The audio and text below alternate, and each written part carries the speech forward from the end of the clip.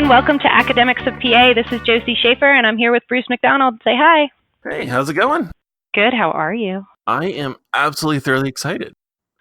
Is it because we have an unbelievably special guest on? We do. We have one of my all-time favorite people in the field, so I can't complain about that. Real all-time favorite. It is. We have with us Ethel Williams, who, if you haven't met her, she's one of the most fun and absolutely awesome people. So, Ethel, we are happy to have you join us today. And thank you for having me, Bruce and Josie, and thank you for telling the truth about how awesome and wonderful I am. Another example of how awesome and wonderful you are. This is so great. So we're excited. So Ethel is here at UNO, but not in the same room with me. No, I am so sorry. We wanted to do it that way, but technology got the better of us. That sounds like technology for you, unfortunately. It happened. Ethel, have you ever done a podcast before? I have not. I've listened to many, but this is my very first one. Are you going to be excited to hear yourself on? No. Not at all. It is a different feeling. You kind of have to get used to it for a little bit. I really haven't gotten used to it yet, but overall, it's fun to be on. Good. How many people are listening to us, Bruce? Right now, we have about 125 per episode. Wow. That's wonderful. Yeah, we're big time, Ethel. Hey, I read a story the other day from the Smithsonian that said on average, papers from the social sciences receive absolutely 0 reads after they are published. Which, wow. You can spend months and months doing a paper that no one reads, or a couple hours doing this and people actually listen. So this is probably more impactful than our research. Yeah. Interesting.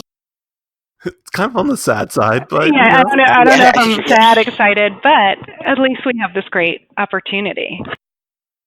Yes. Bruce, you want to ask questions? Sure. So, Ethel, you are now officially retired. You were the school director at the University of Nebraska Omaha. I suppose first thing I should ask is, how are you spending your retirement? Running around. I moved from the Omaha area immediately after retiring, and what's wrong with Omaha? I moved closer to relatives as you get older. I don't get older, but my siblings are getting older. And so I moved a little bit closer with all adult children. So I spent the entire first semester trying to unpack boxes, organize the house that I'm in. And so now I'm trying to figure out, what's next, but I'm having fun figuring out what's next. What are you doing back up in Omaha today? My very last doctoral student defends his dissertation this afternoon. How does that feel? It feels really good for me. I'm sure he's really scared right now, but I'm looking forward to it. What student is it? Anthony Stark. Okay, and he's going to UC Denver, I believe, right? UC Denver. He already has a position, so I'm excited about that, and he is too. Oh, that's fantastic. So since we're on the topic of doctoral students, why don't you talk a little bit about being a mentor to doctoral students? I decided as a part-time doctoral student without access to, the things that full-time doctoral students get, which is direct access to faculty and that sort of thing, that regardless of a student's status, that I would try to do the things that I missed out on, not because I didn't have great people and a great chair, but because I was 60 miles away and drove in for classes a couple of times a week. And then once classes were done, it was basically email and phone conversations with my chair. So I tried to be the kind of mentor that I had and that I wanted to have, as well as immerse them into the discipline that I know and love. Now, you said you were about 60 miles away. You did your PhD at Nebraska, is that correct? Right, Nebraska Lincoln. Okay. Were you, I'm guessing then at that time, living in Omaha as well? I was. And I lived in Omaha, I did. And worked at the University of Nebraska Omaha. Okay. What were you doing career-wise while you were studying the PhD, or why did you then decide to go pursue a PhD as well?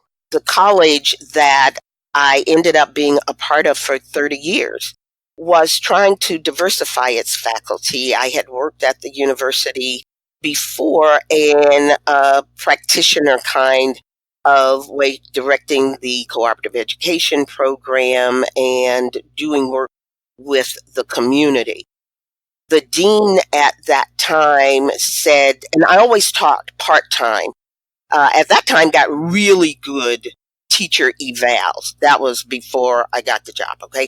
So the dean at that time said the university is really trying to diversify, and it's still the case that there's not a lot of minority PhDs. So the program was at that time called Minority Faculty Development, and you would work as an instructor and you would teach a couple of classes a semester. The rest of your load as an instructor was your coursework. Because you are an employee of the university, like most universities, they pay for X number of graduate hours. So I ended up not having to pay for the degree.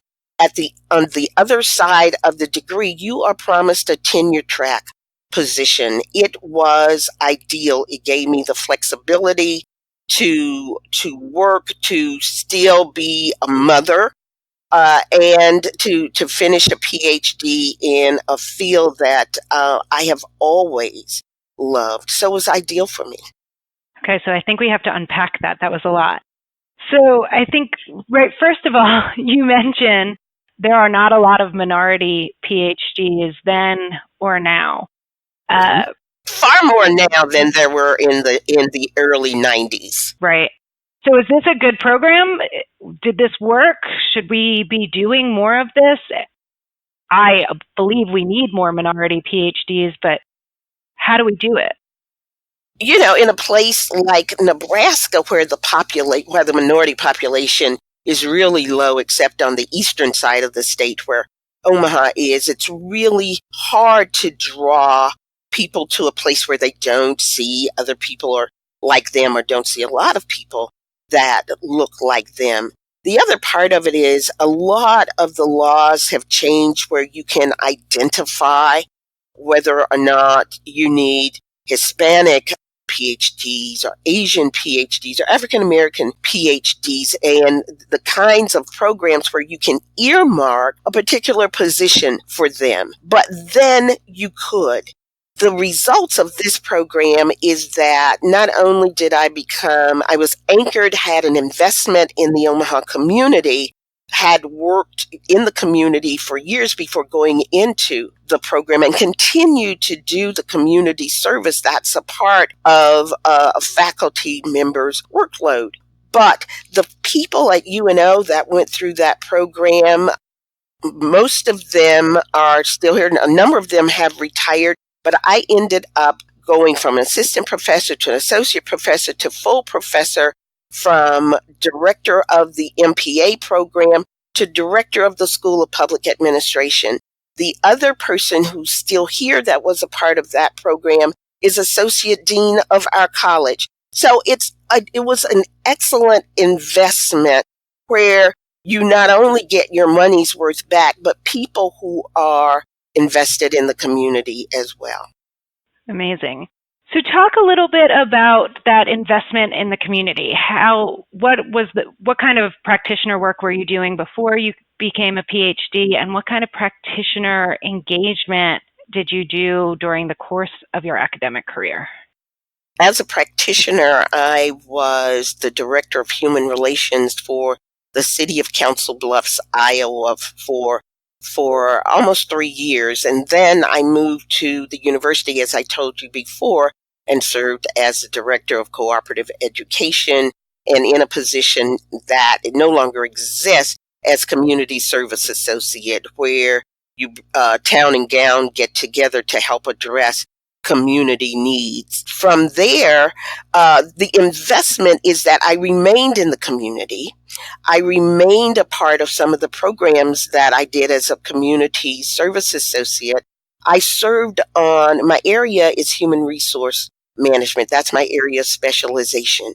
I served on the personnel board for the city of Omaha for 15 years. I was Whoa. the longest serving person on that board, 10 years as a full-time member, and then 5 years as an alternate, being appointed and reappointed by 3 different mayors. So I believe that's giving back to the community. Also, we know that if your faculty and staff reflect the people that they teach and serve, then those people are more likely to come. So it really has worked well, I think, for the university and for me personally and professionally. I mean, I just have to take a moment to agree with you completely. The way this faculty is integrated in this community, I think, is so fun, so interesting, and brings so much wonderful experience and knowledge back to the university, to the students, and I love it here. Thank you for being part of that tradition and keeping that tradition going. So, how has that practitioner experience and then being engaged in that personnel board informed your academic research? Our field is so constantly changing. You really need to keep your finger to the pulse, not only on cutting edge research, but also what's going on in the environment around you. It's awesome when you can go into a classroom and talk about decisions that were done the day before on the personnel board, or things that are going to come before the personnel board. Because it's public, decisions are public. So I could always use those as examples. Also, the link with the city gave me the opportunity when students had questions in certain areas beyond HR. I knew the department heads and could call them up and say, look, I have this student, would you be willing to talk to them? And they always were willing. It also kind of helped deflect the all of the negative aspersions that has been done on public service. When you can walk into a classroom and you start the conversation at the beginning of the semester with the term bureaucrat has a negative connotation, but your mother could be a bureaucrat. And you start to unpack that and show how it makes a total different, not only impression about the public sector and public sector employees, but it also gets students to connect to public service. Absolutely. So we've taught, one of the impetus behind this podcast was a fear that there's a lack of trusting government and what role academics can play in helping to solve that. And I think, right, your whole career has sort of focused on connecting those and making people understand that government's all around them and part of their lives and part of good things in their lives. So Exactly. Yeah. Exactly. Awesome. I'm trying to think of how to phrase it in my head. I have this question that's Well, there. don't screw up impetus like I did.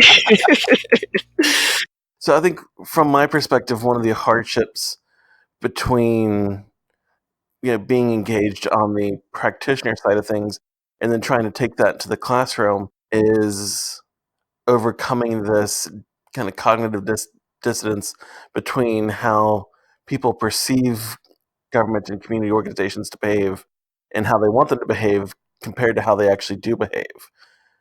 Which for me, whenever I then go into the classroom and talk about, here's what's actually going on in the community, becomes something that I spend this huge part of the class talking about, how do we overcome that distance rather than actually what's going on.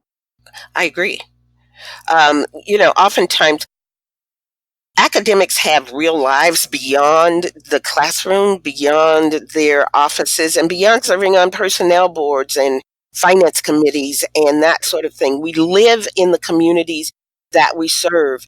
And sometimes at your mailbox, talking to your neighbor across the street or your neighbor next door, you also get the opportunity to dispel many of the negative feelings that you have. Your serving and working in the community helps to fuel your research.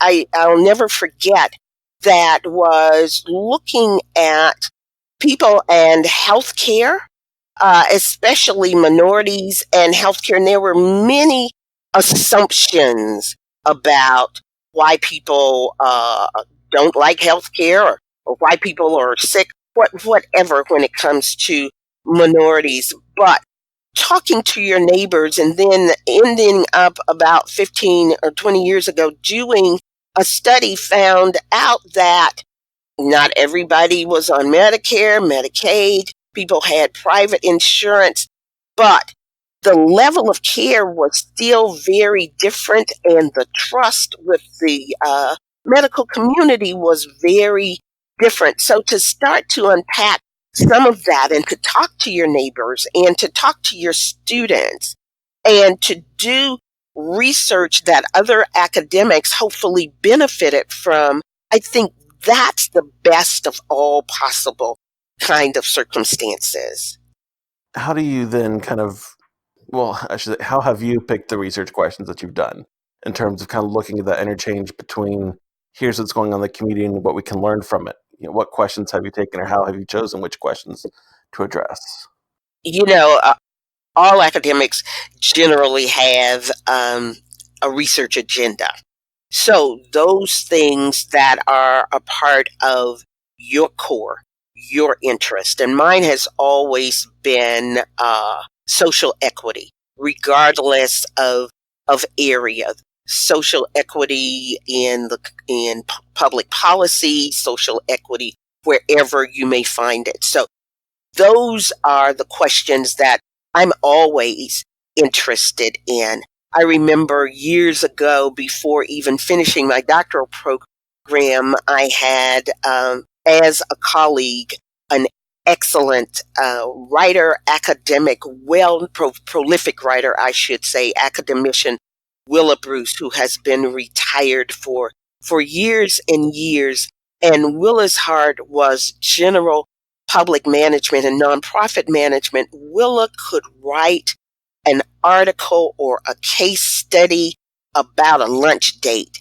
I'll never forget, but it was beneficial. I'll never forget, and people listening to this podcast may be familiar with the case of the blue carpet. It goes back to the late 80s, early 90s, but Dr. Bruce had horrible blue carpet in her office, and she had to work with university administration to get this carpet changed. We were in an annex, which was a house that the university bought.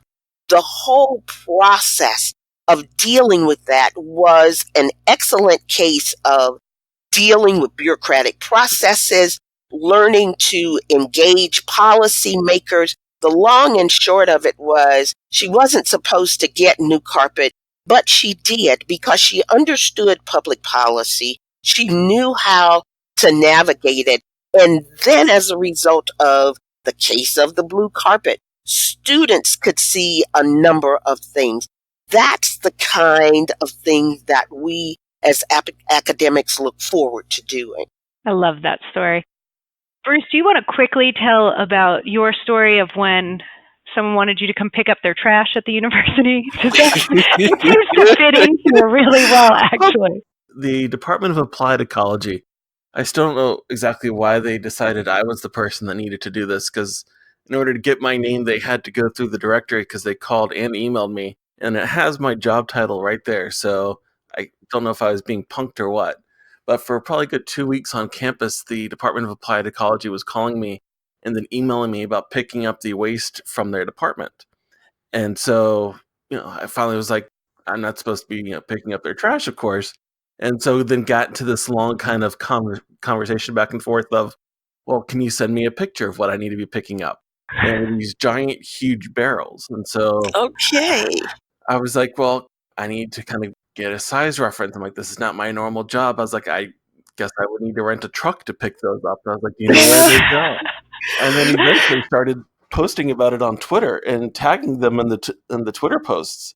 And it was funny. I think it was just because you were named Bruce. I don't know why. Yeah, Bruce is in charge of trash. So, Ethel, another topic that we're really interested in and comes, this case of the blue carpet sort of brings it out, is university administration. Yes. So we become experts of public administration, and university administration is part of that, directing an MPA program. What did you learn about administration from your research that informed how you ran programs, and what from running programs informed your research? Very interesting question. I think if you're a parent, you know administration. Believe it or not, most of the skills I use as MPA director and then as director of the School of Public Administration came from being a mom. That you really want to make the best, most humane decision possible, that hard decisions are hard to make, but you have to make those hard calls. Sometimes that they bother you, they hurt you, but that's the best decision for the person, for the problem, and for the office, for the department. But how does that inform what you do in the classroom, and how does that inform your research? Again, it's bringing the practical to the academic. You look at what the theories say, and sometimes you have a great theoretical foundation for just saying no to a faculty member. And sometimes you don't. Sometimes you just have that practical, this will bust the budget, this will do whatever. This is not equitable given what's going on with your colleagues. And those are the things that you carry into the classroom. You open up with, okay, Weber said this week, A, B, C, D. Let me give you a scenario. How do you decide? Do you decide on the side of Weber, or is there some combination between a theoretical foundation and a practical approach? I wish I was in your class. Talk to my students, you might get a different story. Real fun. Are there, I know you don't have to give specific examples, but are there some slightly specific examples of hard decisions you've had to make in an administrative position? Yep. A lot of them center around money. There's never enough, especially in a public university. And being the head of a unit in a college where, you've always been supported in terms of what you need to do to academically enhance you as an untenured professor, as well as what you're doing for the profession. When I served as NASPA president, I got tremendous support, not only from the dean of my college, but from the senior vice chancellor as well. Those things cost money, and when you have to say to faculty, especially those people who are at the beginning of their career and they need to go to professional meetings, or they need to travel abroad, or they need to do whatever to enhance their research or their teaching, to say no, that's really hard. But you have to do that. Right. I think so kind of moving into a management position myself, as an academic, you understand the components of the decision really well, but you never have to make the decision. And so when you're like, okay, I really understand this problem in all sides, and then you're like, oh, and then I actually have to do so. It's a big sort of new pressure that doesn't always reveal itself so easily in the literature. It is, and being on the receiving side as a faculty member, oftentimes a faculty member, it's just like children in a family. They don't know how the light bill gets paid. They don't care. They don't even know that you pay a light bill. They just turn on the lights and voila, they're They're like the And then they same leave them thing. on all the And then they time. leave them on. Yeah, exactly.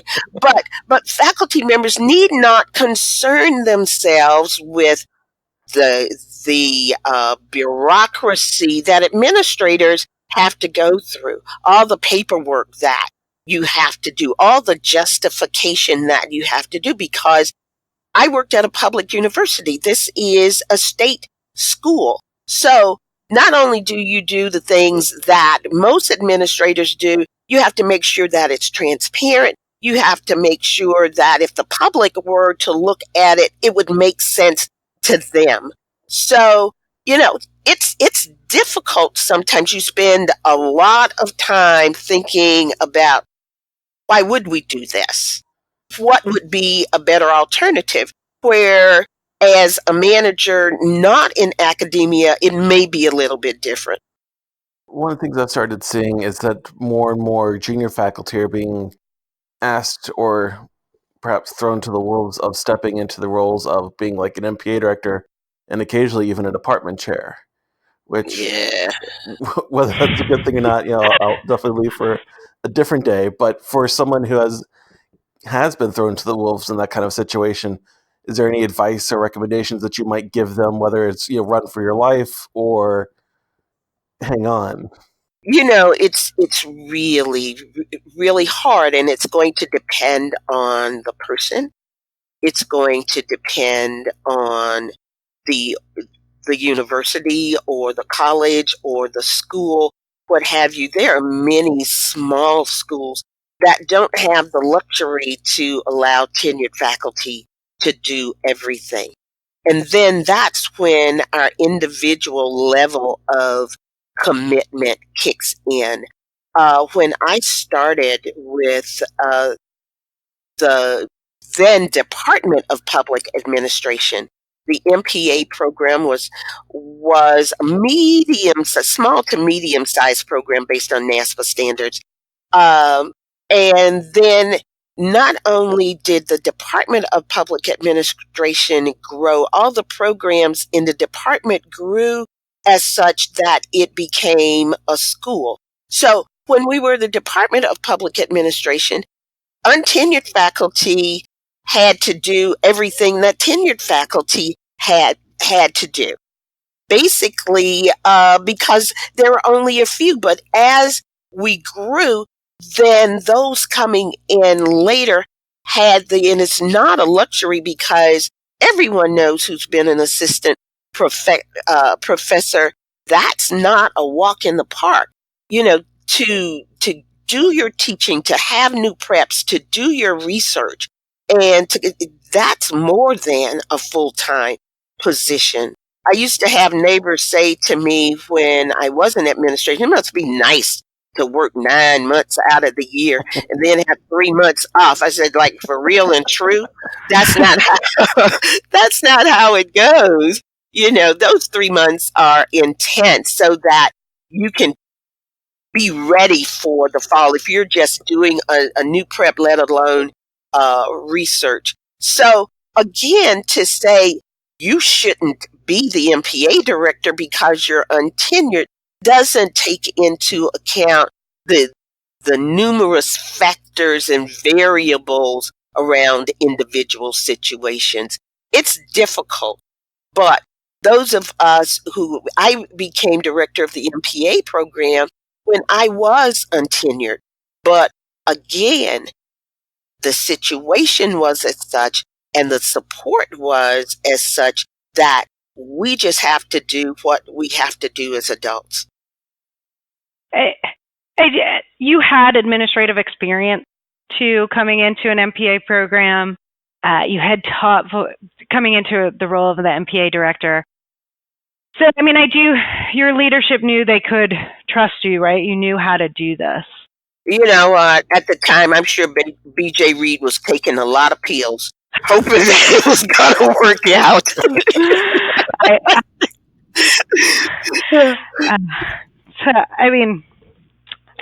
We all know it worked out very well.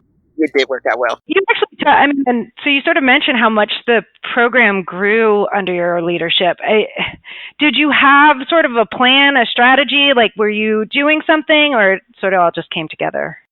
Well, it didn't just grow under my leadership. It had started to grow before I became MPA director. And then at the very beginning of my tenure as MPA director, we were one of those early schools that went into distance or online education. We were one of the first NASPA schools to do a fully online program. That was intense. It was so at the point of being new and novel that the IT people on our campus, who were beyond wonderful and still are, didn't know what to do to help. We didn't know the right questions to ask. They didn't know the right questions to ask us, but we grew together. Everyone on this campus in administration, from the senior vice chancellor to the chancellor, was supportive of this quote experiment unquote, and everything else is history.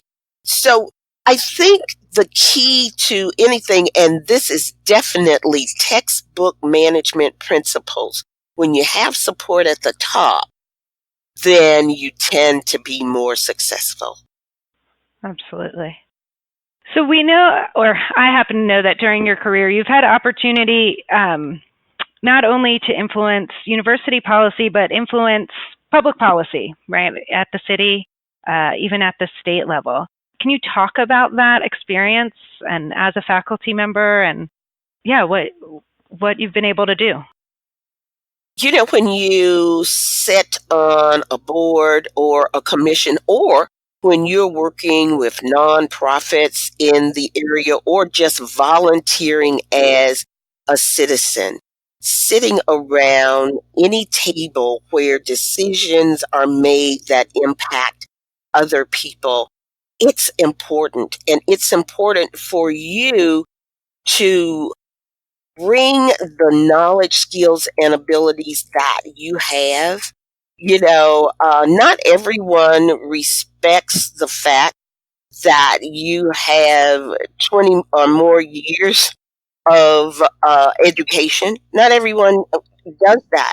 And people will say, people will say at a public hearing, well, what do you know? You just teach, But seriously, as years grow and they watch your decisions and they listen to your language, they come to respect what you represent as an academician.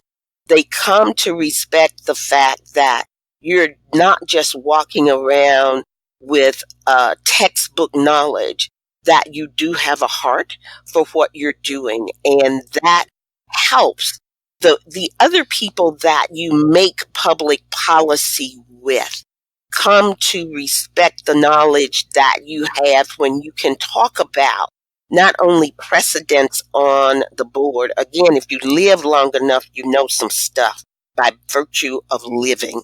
And people come to respect that. I've adopted a new saying that I know that gray is the color of choice for hair color now, but I earned all of mine. So it's not just cute, it's experience. Yeah, and I mean, there is truly no substitute for that, I That's think. right. And That's right. yeah, That's right. absolutely. Now, if, say, a faculty member is at a university, because there's a lot of universities, either where the relationship and experience out in the community is not necessarily valued for the purposes of tenure promotion, or that the relationship between the university and the community is at a point where it's hard to kind of get engaged for people. For somebody who might find themselves in that kind of a situation, is there any advice, any recommendations that you might kind of give them in terms of how they could potentially start to get involved? We are all citizens of cities, counties, states. As a citizen, I believe we have a personal obligation to make the place where we live a better place to be. That's just personal. That's just mine. And the fact that your place of employment does not support it doesn't keep you from being responsible as a citizen. The fact that I served on the personnel board worked well for my area of specialization and for the academic subject matter that I taught. But I did far more things in the community than just serve on that personnel board that I didn't put on my vita because I did it as a citizen. So, we can find things that relate to reappointment, tenure, and promotion, but we can find things that are close to our heart that makes this world a better place. And I think we're responsible as individuals to do that. Do you pass that on to your students? I do. Do you look for that? I mean, if you are admitted to an MPA or an MPP program in an era where government is lambasted and people who work in the public sector are dragged through the mud, that says something about you right there. You already have a heart for public service, just the fact that you want this degree. So I always saw myself as the cheerleader that said, congratulations for doing this. It's not going to always be easy to do it, but the fact that you have a heart for something and someone is going to pay off. You won't get the accolades oftentimes, but somewhere down the road, you never know what impact you make on the world around you. And on a daily basis, my thought when I got up in the morning was, what are my tasks for today? And at the end of the day, did I do something for somebody other than myself? And that's all I ever thought about my entire career. And when I retired, all the people who came back and said, do you remember you did this? And I went like, well, nope. Nor do I remember what I had for breakfast this morning, but that's okay. But you never know what an impact you make just as a person when you walk into a classroom and you encourage someone who's having a hard time in a public sector job, or when you help them to understand the policies on their own job, then that's making an impact. I loved every bit of that. I mean, I just really did. I'm blown away. So lovely. Given how much time we have left, if we can, I want to kind of change directions a little bit, in part because when you were talking about doing your PhD, you mentioned that you had kids at home. I did. Work-life balance is definitely something that a lot of people in academia struggle with, and you have managed to not only do well in your career-wise, but you have managed to raise several daughters, and you have great grandkids that I know that you love very much. How have you kind of worked, or how have you managed to find a good balance as you completed the PhD and as you had this great career? I don't know whether there really was a balance. What I did was I was involved in my children's school because when you teach at a university campus, it's not punching a 9 to 5 clock. You punch in at 8 and you punch out at 5. And so that was a real blessing for me. The other part of it was I did everything after my children because they were young. My youngest child was 2. My middle child was 5, and my older child was 11 when I started my doctoral program.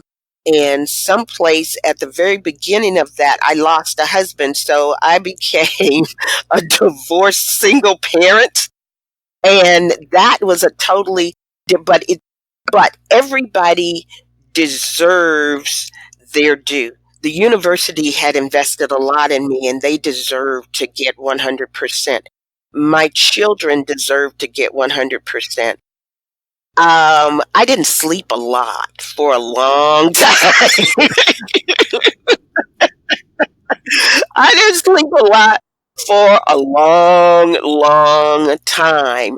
But I ask my children now, and they remember uh, sitting in libraries while I was in class, sometimes in Lincoln doing their work, as adolescents sitting in the back of a management class and saying, I knew the answer to that. Why didn't you know the answer to that? But, it was the fact that you have to work hard was embedded in my children. I think the university appreciated the level of commitment that I had. If they didn't, they faked it real good. And, I don't think I suffered other than lack of sleep, and I still have bags under my eyes, but that's okay. No way, you look real good today. Oh, thanks so much. And what the people who listen to this podcast don't know is that I paid Bruce lots of money to say nice things, and I'm going to pay Sophie as well. Josie as well. Yeah. I do know that you sing in the choir at your church, or at least you used to. I used to sing in the choir, yes. That was my, when you talk about balance, that was my balance. That, I owed to my job, I owed to my family, I owed to my community. But what I owed to myself was my faith. And there are people who really sing. People say, so you sing? I said, there are people who sing, and there are people who hold up a choir robe and have fun doing it. So I was the latter. They gave me a choir robe. I so enjoyed singing in the choir. I don't know whether the music directors really appreciated my commitment or not, but I was on key some of the time. I bet. What church? Pilgrim Baptist Church. So, again, coming up, I think I have a lingering question, and how is social equity research and social equity in public administration doing? Do you feel good about the trajectory of the field? Have we made progress? Wow. Social equity, if you know dance moves, the cha-cha is one thing where you dance up a couple of times, you do now up cha-cha-cha and then back cha-cha-cha. That's where social equity is. Early on, when the National Academy of Public Administration said that it is the fourth pillar of public administration, then I think we could see movement in the field. When we start to look at the number of women, when we start to look at the number of racial and ethnic minorities and their trajectory from the 70s until maybe about 10 years ago, you would say, it really is a slow but steady trajectory.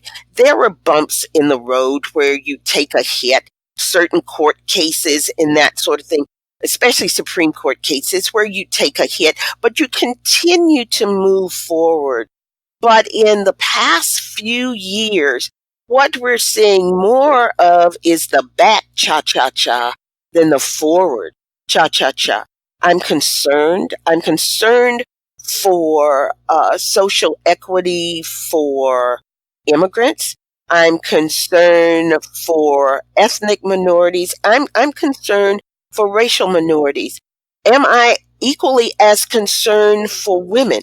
I don't know right now. What we've seen addressed with the Me Too movement and that sort of thing makes me believe that gender equity may be kind of steady, but you still see pay inequity, a difference environment when a woman is a manager or just where women are employees. So I believe that it's our role as academics. We've got to continue to not only push the research that says, look at this. It's important if you're a policymaker to know that inequities are still in public sector and other organizations. And if you sit on boards and commissions, if you are a manager in a public sector agency, it's your role to address it.